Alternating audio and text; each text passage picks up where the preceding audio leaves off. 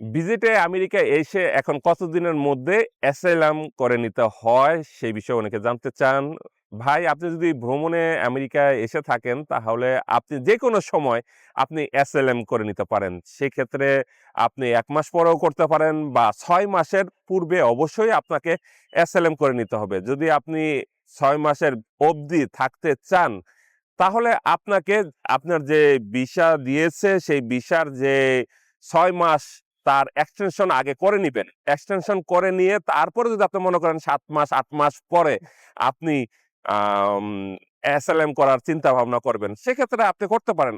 মানে এসএলএম করার জন্য আপনার কাছে কোনো মানে ধরাবাঁধা কোনো সময় নেই। আপনি যেকোনো সময় আপনি করতে পারেন। তবে আপনি ভালো একজন অ্যাটর্নি, ইমিগ্রেশন এক্সপার্টের সাথে কথা বলে তারপর আপনি এই পদক্ষেপটি দিকে এগোতে থাকুন।